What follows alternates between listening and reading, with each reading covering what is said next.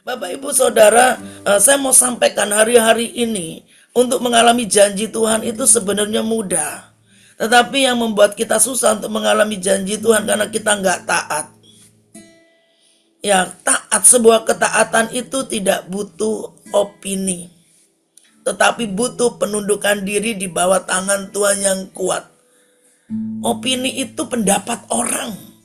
Orang mau bilang apa tentang kita, tentang pelayanan kita, tentang bisnis kita, tentang apapun yang kita lakukan. Tapi kalau Tuhan sudah berfirman, lakukan saja. Saudara nggak perlu mendengarkan perkataan orang. Bahkan orang di sekitar kita akan bisa bilang kau gila, yang kau bodoh. Tapi orang yang dipandang bodoh oleh dunia itu yang dikenan Tuhan. Amin. Ya, hari-hari ini kita hanya mau mengalami perkenanan Tuhan, bukan perkenanan manusia. Karena kita nggak bisa lagi berharap kepada manusia, nggak bisa lagi berharap kepada koneksi, nggak bisa lagi berharap kepada saudara, keluarga, sahabat. Tapi pengharapan kita masih ada di dalam Kristus. Amin. Cukup taat. Taat itu cuman T-A-A-T, dibalik juga T-A-A-T. Tapi susah minta ampun. Kenapa? Karena Yohanes 15 ya. Yohanes 5 ayat 19 ayat 20 kita nggak menyadari bahwa dunia sudah dibawa kuasa si jahat. Yang ke-20 karena kita tidak mengerti bahwa kita ini ciptaan paling spesial, ciptaan yang paling dahsyat, ciptaan yang punya otoritas ilahi. Makanya seringkali saya sampaikan identitas kita itu harus pulih. Kita itu identitasnya adalah pewaris. Kalau identitas kita sudah pulih, otoritas diberikan, baru warisan diterima. Kalau karakter kita masih karakter dunia, bukan karakter ilahi, gimana kita bisa mengubahkan lingkungan kita? Gimana kita bisa mengubahkan Yerusalem kita? Gimana kita bisa mengubahkan skup besar, bangsa, pemerintahan, bangsa-bangsa yang ada di bumi? Saudara, kita nggak perlu bingung untuk mengubahkan bangsa ini, pemerintahan di bangsa ini. Tapi yang perlu kita lakukan adalah perubahan dari dalam diri kita. Itu yang pertama paling utama. Itu apa yang ada di dalam diri kita. Perubahan karakter ilahi yang ada di dalam diri kita itu akan mengubah apapun yang ada di luar kita, termasuk lingkungan, kota, bangsa kita. Kita mau baca dulu di dalam Yeremia 5 ayat 1. Kalau kita mau mengalami kelimpahan Tuhan ya mesti taat. Kan 7 tahun ini tahun kelimpahan. Gimana Yusuf mengumpulkan gandum-gandumnya, membuat lumbung-lumbung di kota-kota. Kenapa? Taat. Tanpa ketaatan, makanya saya katakan iman tanpa firman agamawi. Dengar baik-baik. Iman tanpa firman agamawi. Dan iman kalau tidak dilakukan itu juga mati alias agamawi. Jadi kalau saudara mendengarkan firman hari ini, saudara harus berubah. Amin. Itu iman. Waktu Tuhan berfirman, iman timbul karena pendengaran akan firman Kristus. Ya kalau sudah mendengar, imannya tumbuh, harus apa? Bertindak. Kalau kita bertindak, Tuhan menyertai. Roma 8 ayat 28. Segala sesuatu itu diizinkan Tuhan untuk mendatangkan kebaikan, ya. Lintasilah jalan-jalan Yerusalem, lihatlah baik-baik dan camkanlah, periksalah di tanah-tanah lapangnya. Apakah kamu dapat menemui seseorang? Apakah ada yang melakukan keadilan? Yang pertama, yang perlu kita highlight, yang pertama keadilan, dan yang kedua mencari kebenaran. Lihat dampaknya. Ketika orang-orang itu sudah lahir kembali, dicipta kembali, karakternya sudah berubah, dia melakukan keadilan dan kebenaran, maka aku mau mengampuni kota itu. Coba kita baca lagi Yeremia 29 ayat 7. Usahakanlah kesejahteraan kota kemana kamu aku buang, dan berdoalah untuk kota itu kepada kamu, sebab kesejahteraannya adalah kesejahteraanmu. Saudara, taat itu gampang apa gampang? Taat itu nggak gampang, tapi kalau kita taat, taat itu mendatangkan mujizat, taat itu mendatangkan berkat, taat itu mendatangkan banyak sekali. Berkat itu pada waktu karakter kita diubahkan, itu berkat yang pertama. Waktu karakter ilahi kita sudah terbentuk, terbangun, waktu itulah otoritas ilahi yang kita pergunakan, itu yang akan melayani kita. Amin. Jadi hari-hari ini memang Tuhan sedang persiapkan, wow, amazing sekali. Jadi kalau kasih di dunia menjadi dingin, menjadi beku, kita jangan. Ya, jadi kalau kita mau bangsa ini aman, terbebas dari kejahatan, supaya kejahatan berkurang, ya kita harus melakukan keadilan. Saya tanya sama Tuhan, waktu Tuhan berfirman kepada saya, maksud Tuhan apa? Keadilan yang bagaimana? Tuhan ngomong, kalau kamu makan, tetanggamu nggak makan, lalu itu berarti nggak adil. Kalau kamu adil, kamu duit, mungkin kamu nggak bisa kasih banyak, nggak usah nunggu kamu berkelimpahan. Mungkin cuma punya minyak 2 liter, bagi dong. Mungkin setengah liter. Beras ya, kita punya 10 kilo, kita bagi 2 kilo atau 5 kilo. Lama-lama, apa yang kita lakukan itu bisa mengubah atau meminimalis kejahatan, kemiskinan di bangsa kita. Jadi kalau kita sudah mendengarkan firman, lakukan. Dan orang percaya jangan terus hidup dalam mengasihani diri. Kita ini kaya. Makanya mental miskin itu harus kita buang. Kita jangan hidup terus dalam intimidasi, ketakutan. Takut kurang, takut ini. Saya selalu sampaikan, bangsa Israel sebagian besar mati bukan karena nggak bisa makan, bukan karena kelaparan, tapi karena hidup dalam ketakutan, bersungut-sungut. Makanya sebagian besar mati ditelan bumi. Coba orang yang khawatir, setiap hari khawatir, bisa mikir nggak? Maksudnya bisa nggak ngambil keputusan untuk hari ini, esok, dan hari depan? Nggak mungkin. Makanya Tuhan ngomong, Ribka, kalau kamu banyak worry, kamu banyak khawatir, banyak takut, kamu nggak bisa mikir untuk masa depanmu hari ini, esok, dan masa depan. Dan kau tidak akan pernah bisa mengambil keputusan untuk anakmu operasi atau anakmu mau melakukan ini itu karena terlalu khawatir. Makanya Mazmur 55 ayat 22 atau 23. Serahkanlah segala. Mari kita baca di dalam Mazmur 55. Ayat yang ke-22. Serahkanlah khawatirmu kepada Tuhan, maka Ia akan memelihara engkau. Tidak untuk selama-lamanya dibiarkannya orang benar itu goyah. Kalau sudah mendengar firman yang tadi saya bilang, iman timbul karena pendengaran apa? Akan firman Kristus. Kalau sudah Tuhan ngomong, waktu saya berdoa, apa yang saya lakukan? Bertindak. Iman tanpa firman itu agamawi. Iman tanpa firman itu agamawi. Ya, iman tanpa tindakan itu mati. Jadi kalau Tuhan sudah berfirman, cek, sudah nggak kita melakukan keadilan? Sudah nggak kita melakukan kebenaran, mengampuni? Lawang doa sambil jengkel, doa sambil marah-marah, doa sambil bersungut-sungut, doa sambil iri hati. Tuhan, kalau dia diberkati ini begono. Ya ngapain kok mikirin donyanya orang lain? Coba masuk dalam diri Tuhan, ampuni aku. Ku mau bertobat. Seperti lagu tadi, ku mau taat, ku mau bertobat. Jangan ngomong Tuhan ini aku, tapi utuslah dia. Yang nggak bisa, nggak bisa. Aku masih belum diberkati Tuhan, ya minta sama Tuhan yang terbaik, terbesar. Tadi pagi saya punya ya adik rohani lah begitu, yang saya bimbing, dia mulai jatuh dalam utang, maksudnya ya 250 M sampai sekarang hampir selesai. Nah, saya selalu ajarkan iman, jangan iman mental miskin. Imannya harus mental kingdom. Karena hukum ekonomi kerajaan surga dan hukum ekonomi kerajaan dunia sangat berbeda. 2 tambah 2 itu 4 itu dunia.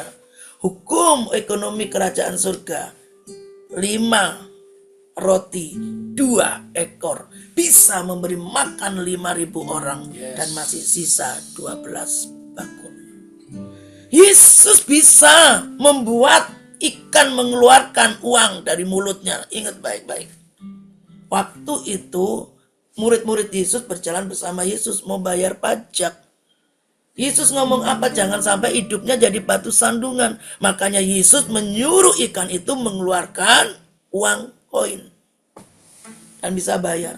Apakah Yesus gak bisa menyuruh ikan itu setiap hari mengeluarkan uang? Sangat bisa.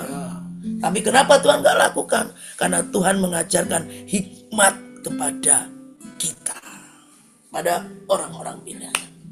Jadi Bapak Ibu Saudara, jangan khawatir. Ya, pada waktu anak saya divonis sakit tumor, saya 3 tahun berdoa buat anak saya. Anak saya punya teman dekat, teman dekatnya Kedar. Dan itu satu pukulan buat saya, bumi langit seperti runtuh. Terus kalau saya mengasihani diri terus, kapan Tuhan jawab? Doa itu tidak untuk mendikte Tuhan, memaksa Tuhan menjawab doa kita. Tetapi doa itu akan mengubah karakter kita.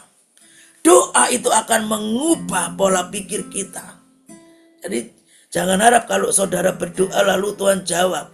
Kalau ada karakter yang belum dibenahi akan dibenahi. Kenapa Tuhan proses saya? Supaya saya lebih sabar, supaya buah roh kesabaran itu keluar melalui proses lewat anak saya. 3 tahun di dalam ruang tunggunya Tuhan, ngapain? Belajar mempercayakan diri, kuasa Tuhan. Belajar mempercayai kuasa Tuhan. Amin. Halo. Jadi pada waktu anak saya kok lama jawabnya, saya nggak bilang lama. Cuman saya bilang, saya sudah nasehatin, saya beri teladan hidup. Saya itu hancurnya begini Tuhan. Orang sono sini bawa belum mengenal Tuhan. Lalu Tuhan pakai aku untuk mengenalkan mereka kepada Tuhan. Lalu dibaptis, masa anakku sendiri begini. Tuhan ampuni saya kalau ada kesalahan.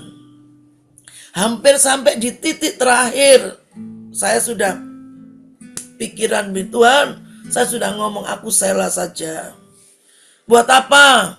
Kalau aku hebat di luar, tapi di dalam Yerusalemku remuk, hancur, redam.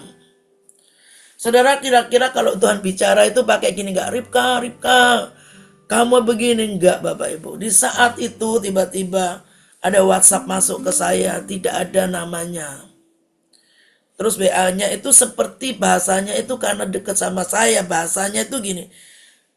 Shalom Ribka sayang. Nah ini berarti orang dekat sama saya. Bener kan kamu masih di Malang? Saya bilang ya, saya masih di Malang. Siapa ini? Gak dijawab. Saya telepon, gak diangkat. Lalu di WhatsApp, saya masih Zoom. Nanti saya telepon kembali ya. Saudara tahu, saya pada waktu itu, terus dia telepon, bener telepon. Sebenarnya orang itu terkenal di YouTube Sri Weran, Bapak Ibu. Saya gak perlu sebutkan namanya. Lalu dia bilang begini, aku tuh rindu, udah lama katanya. Kenapa? Aku pengen rumahku itu yang ada di Batu kamu pakai berdoa buat timu. Saudara, saya ngomong sela sama Tuhan. Tuhan jawab, berarti apa? Tidak boleh sela. Lalu Tuhan ngomong kesaksian sama saya. Bagianmu menyenangkan aku.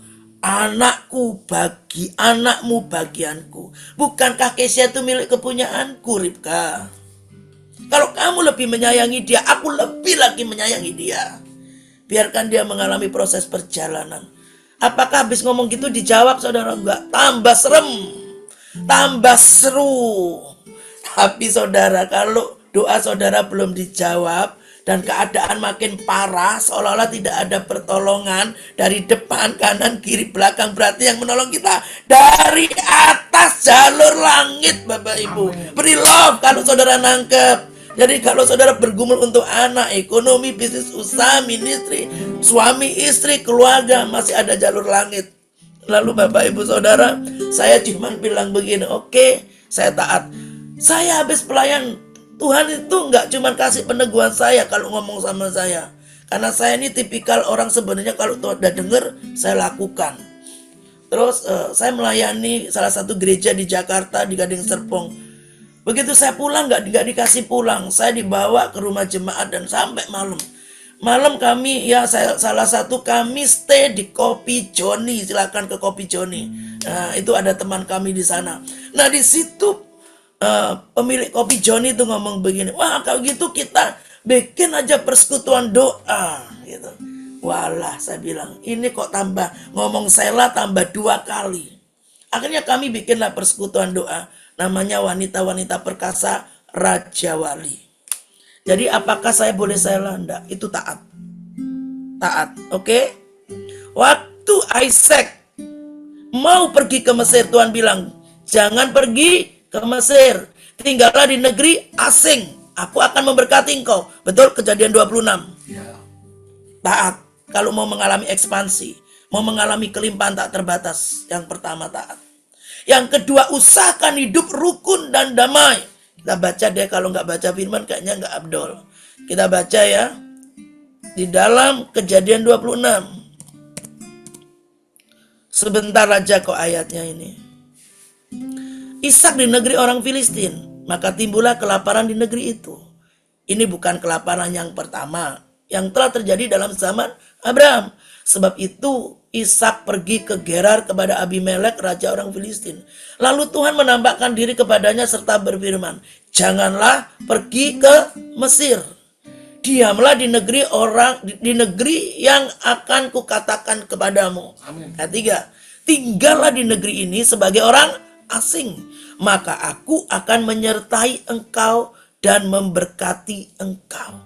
Sebab kepadamulah dan kepada keturunanmu akan kuberikan seluruh negeri ini, dan aku akan menepati sumpah yang telah kuikrarkan kepada Abraham ayahmu.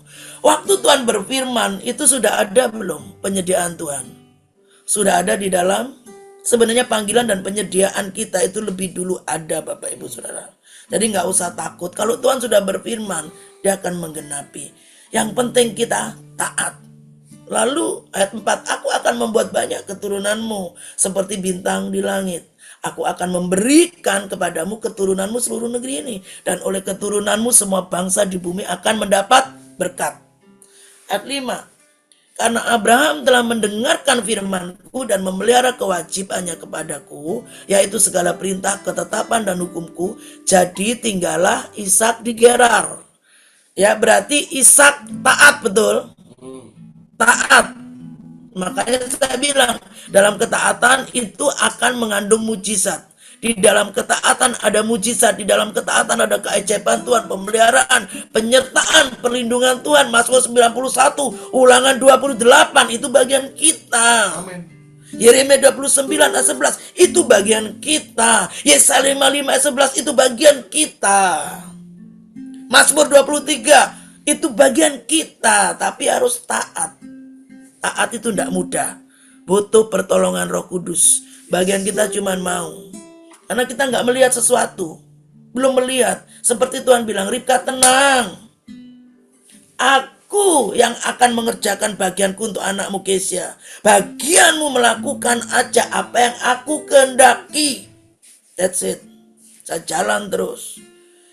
Orang kalau di dalam pelayanan mengalami anaknya seperti itu, intimidasi datang loh Bapak Ibu.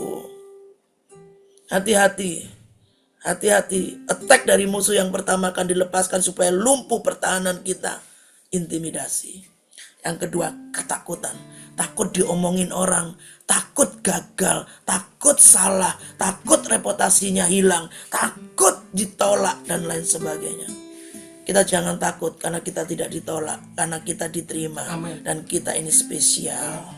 Lakukan aja apa yang Tuhan suruhkan, maka akan berhasil. Lalu ketika orang-orang di tempat itu bertanya, ini yang kedua, Bapak Ibu harus hidup rukun dan damai. Jangan adakan permusuhan. Jangan suka bermusuhan dengan siapapun. Yang tawar hati, yang masih pahit, yang masih penuh dengan iri hati, penuh dengan kemarahan, dendam. buang semua. Amin. Kalau mau diberkati.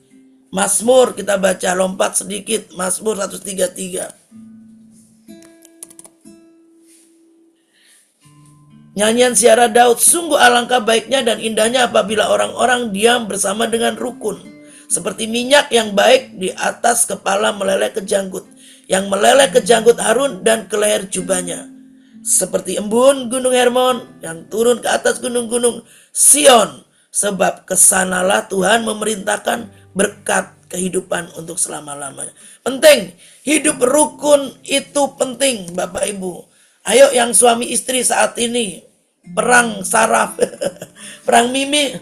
Saudara mungkin yang satu belok, satu nyengkur ya, kata orang Surabaya itu nyengkur. Menghadap ke tembok kanan, satu menghadap tembok kiri. Ayo bertobat, saling mengampuni.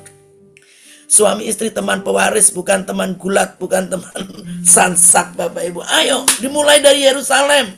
Hubungan dengan anak nggak baik, mulai bangun komunikasi. Hubungan dengan tetangga, dengan teman sepelayanan, dengan Bapak Ibu gembala. Ayo benahi kalau mau diberkati. Kalau mau mengalami 7 tahun kelimpahan. Taat, nggak enak. Aku sudah mensupport, aku sudah memberikan semuanya, lalu dia jelek-jelekin namaku, Bu. Bahkan kalau bisa nggak ada nasi di tempat piring saya, Bu. Bagus kalau kau bisa mengampuni, itu namanya taat, dan itu pasti ada mujizat. Ya, kita belajar sama Ishak. Ya, di situ Ishak, ketika orang-orang di tempat itu bertanya tentang istrinya, berkatalah, iya, dia saudaraku, sebab ia takut mengatakan takut ya. Pikirku, hati-hati asumsi ya. Belum terjadi apa-apa sudah takut melangkah, sudah takut untuk mengembangkan bisnis, sudah wah kan Indonesia begini begono. Banyak loh teman saya, udah aku mau lari ke Amerika aja, mau lari ke Singapura. Saya bilang, emangnya di sana ada Mazmur 91?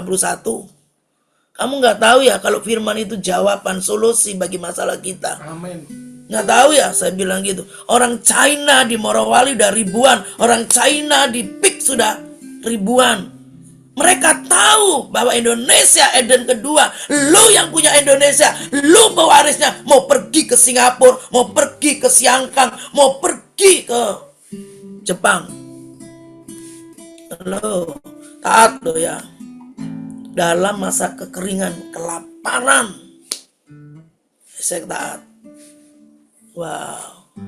Karena pikirnya asumsi, jangan-jangan aku dibunuh oleh penduduk tempat ini karena Ribka, sebab elok parasnya. 8. Sebab beberapa lama ia ada di sana. Pada suatu kali menjenguklah Abimelek, raja orang Filistin itu dari jendela. Maka dilihatnya, ingat, Ishak sedang bercumbu-cumbuan dengan Ribka, istrinya yang kedua. Hiduplah harmonis, suami istri, honeymoon setiap hari.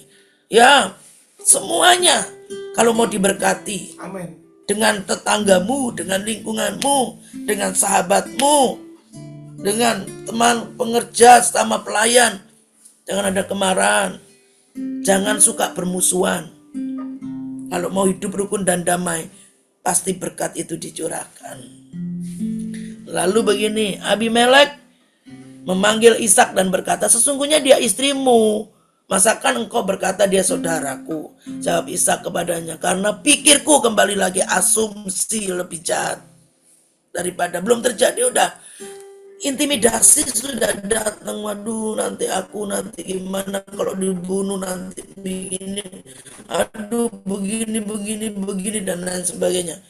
Sesuatu yang negatif selalu timbul di dalam pikirannya, itu asumsi.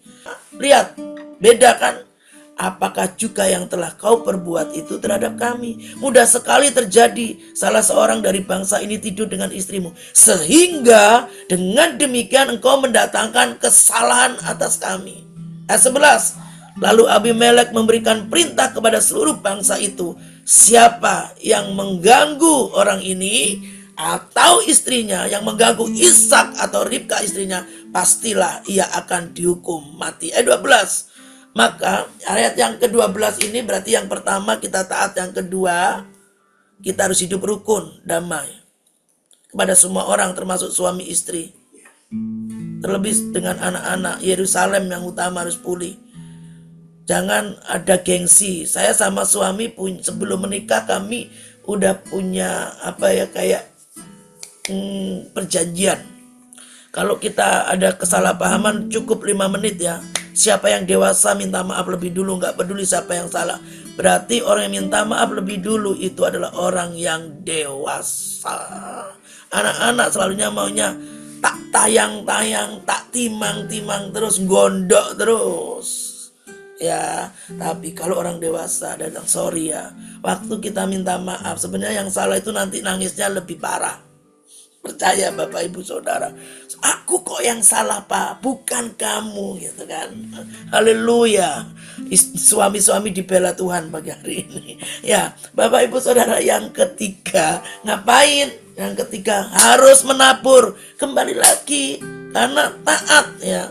Ayat 12, maka menaburlah Ishak di tanah itu dan dalam tahun itu juga ia mendapat hasil 100 kali lipat sebab ia diberkati Tuhan.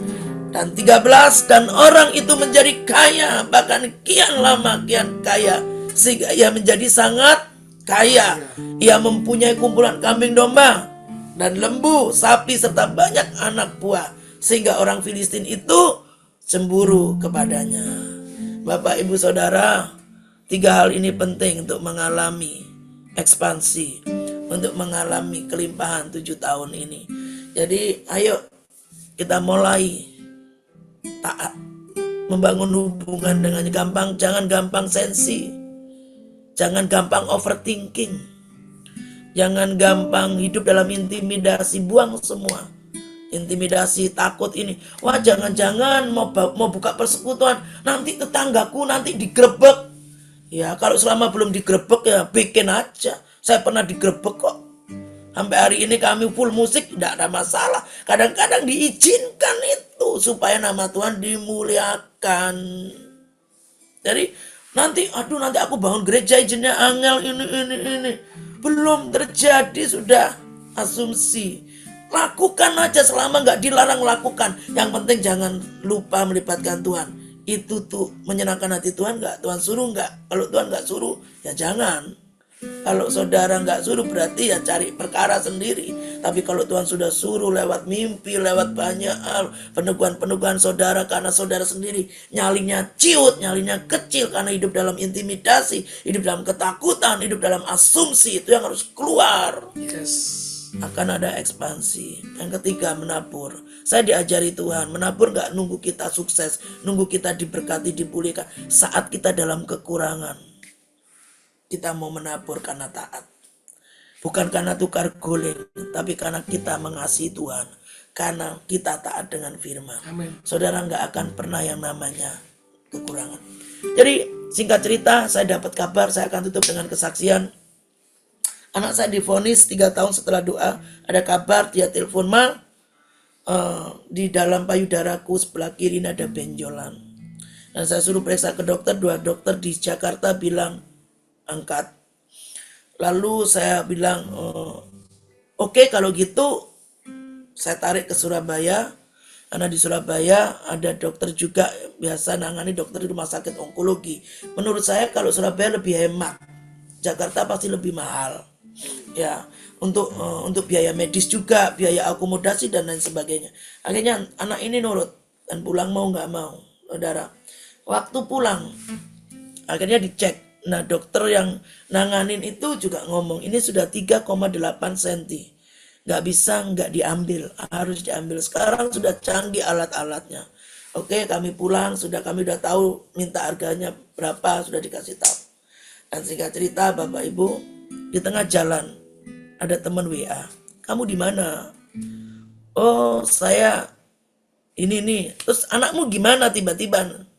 Oh ya, Kesia liburannya kapan balik Jakarta? Saya bilang kayaknya ini lebih lama. Loh, kenapa? Liburannya panjang kah? Enggak. Akhirnya saya ngomong. Dia bilang berapa? Bilang belum tahu, padahal saya sudah tahu.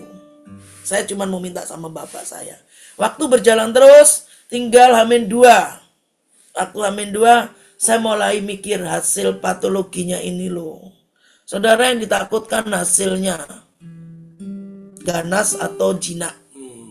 Yang kedua, biaya pasti. Tapi Tuhan bilang gini, tengah kegabutan saya, Tuhan bilang, itu tadi loh, kita itu khawatir boleh, tapi jangan khawatir yang sampai menguasai keadaan kita. Namanya manusia dikasih itu, rasa itu supaya apa? Mengandalkan Tuhan. Amin. Lalu Tuhan bilang, masuk kamar. Saya masuk kamar. Tuhan cuma ngomong tadi, Mazmur 55 ayat 22. Serahkanlah segala kekhawatiran, sebab Tuhan memelihara. Dan Tuhan ngomong, ya itu yang tadi saya sampaikan. Kalau kamu makin khawatir, kamu gak bisa mikir untuk ngambil keputusan hari ini, esok, dan depan masa depan anakmu. Lalu sudah saya, oke, yes, aku percaya Mazmur 55 digenapi. Tuhan ngomong, itu loh bacaan Yohanes 19 ayat 30.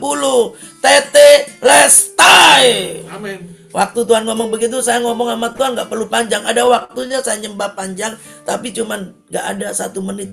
Saya keluar dari pintu kamar saya, lalu saya berangkat siap-siap pelayanan keluar kota. Masuk lagi telepon, kamu di mana? Aku mau pergi pelayanan keluar kota. Dia bilang, sebelum pelayanan keluar kota, kita ketemuan yuk, gitu. Ya aku nggak bisa, mobilku ini lagi masuk bengkel. Dia bilang oke dah, atur semuanya. Dia pakai supirnya jemput saya, lalu akhirnya jadi bawa makan di rumahnya. Saudara tahu nggak? Tepat 2 hari juga Tuhan buat sahabat saya ini gelisah. Dan suaminya akhirnya ngomong, Tuhan berbicara begini, tujuannya kamu tak ajak ketemu yang pertama, aku mau melakukan kehendak Tuhan apa? Aku mau taat. Tuhan ngomong begini, yang pertama aku harus ngasih kamu uang cash. Yang kedua kamu harus ngasih aku kartu ini. Soalnya nggak mungkin anak mau operasi ke rumah sakit kamu nggak pegang uang cash. Saya bilang tunggu dulu, ini siapa yang suruh? Tuhan, aku sudah ngomong sama bojoku. Dan suamiku juga dapat yang sama. Terus dia tanya, kamu mau uang cash atau ditransfer? Saya bilang, saya tak rundingan sama suami. Karena suami saya di bengkel. Saya telepon, suami saya bilang bawa cash. Ya kami bawa uang cash dan kartu. Dan singkat cerita, kami setelah pelayanan, masuklah anak saya rumah sakit. Dan yang pertama, Tuhan baik. Hasil patologinya tidak jinak alias tidak ada cancer. Amin. Yang kedua, mujizat kedua tetelestai. Hutang-hutangmu dibayar lunas. Nah, itu terjadi. Akhirnya saya bayar, mau nggak mau pakai kartu. Dan dia bilang nominalnya itu cukup buat kamu operasi. Amin. Bahkan lebih. Saya bukan orang serakah, habis operasi saya selesai semuanya, saya kembalikan. Loh, kontrolnya gimana? Sudah ada uang kontrolnya. Saya kembalikan Bapak Ibu. Bapak Ibu percaya di dunia yang seperti ini, walaupun dunia egois, masih ada orang-orang yang Tuhan akan pakai. Asal kita taat. Asal kita hidup rukun, damai. Karena firman adalah firman. Firman itu fix, firman itu predict, firman itu tidak bisa diganggu gugat, dan firman tidak bisa dibatalkan oleh apapun. Dan yang ketiga bagian kita, menabur, gak usah nunggu soge. Kau bisa menabur nasihat, menguatkan, memberi tumpangan rumahmu, mungkin ngasih minum, ngasih pakaian, obat, doa obat itu. Halo, itulah yang saya bisa bagikan pagi hari ini. Jadi kalau Bapak Ibu mau ekspansi untuk YGMI, YPGMI, anak-anak sekolah, jangan takut. Aduh, kok banyak yang mundur ya, yang sumber dananya mundur. Bapak kita nggak pernah mundur. Bapak kita bukan undur-undur. Dia adalah sumber di atas segala sumber. Amin. Kita cuman pengelola, dialah owner.